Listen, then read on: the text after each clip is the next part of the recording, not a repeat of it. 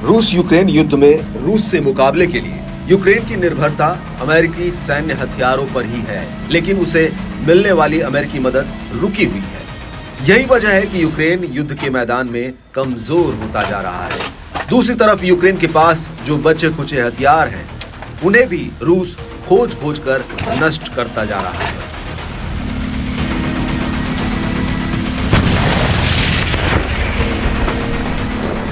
अब रूसी सैनिकों ने अमेरिका निर्मित चौथे यूक्रेनी अब्राम्स टैंक को नष्ट कर दिया है। 20 मार्च को रूस के रक्षा मंत्रालय द्वारा जारी किए गए एक बयान के मुताबिक टैंक को अवदीवका के पास नष्ट कर दिया गया था। यह ऑपरेशन जो बडीची की बस्ती में हुआ। इसमें 2 ही टीमें शामिल थी, जो दुश्मन द्वारा ट्रैक किए गए उपकरणों की गतिविधि का पता लगा रही थी। टारगेट की पहचान के बाद लड़ाकू वाहन को स्थिर करते हुए हमला किया गया। के बाद रूस के FPV ड्रोन के दूसरे हमले में अमेरिकी टैंक को नष्ट कर दिया गया। रूसी रक्षा मंत्रालय के अनुसार यूक्रेनी सैनिकों को इस टैंक से बड़ी उम्मीदें थी। इस पूरे घटनाक्रम के बारे में एक वरिष्ठ स्काउट ऑपरेटर ने कहा कि अब्राम्स को देखकर हमारे साथी सैनिक आश्चर्यचकित रह गए कि यही वो बहुप्रचारित अमेरिकी टैंक था। उन्होंने कहा कि शुरुआत में मुझे भी उम्मीद नहीं थी कि ये एक अमेरिकी टैंक होगा। स्काउट ऑपरेटर ने कहा कि अमेरिकी टैंकों को तो अन्य टैंकों की तुलना में और भी आसानी से जलाया जा सकता है।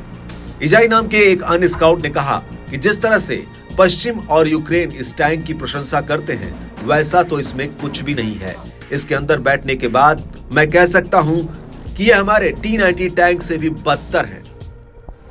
आपको बता दें कि अमेरिका ने यूक्रेन को 31 अब्राम टैंक दिए थे, जो 2023 के अंत में पहुंचे। हाल ही में 19 मार्च को अमेरिकी विदेश विभाग ने मिडिल ईस्ट में एक प्रमुख सहयोगी बहरीन को 50 M1 अब्राम टैंक और संबंधित उपकरणों की संभावित बिक्री को मंजूरी दी है। लगभग $2.2 बिलियन की कीमत के इस लेन देन में कॉम्बैट रिकवरी वाहन, असॉल्ट ब्रिज, मशीन गन और अन्य सैन्य संपत्तियां शामिल हैं।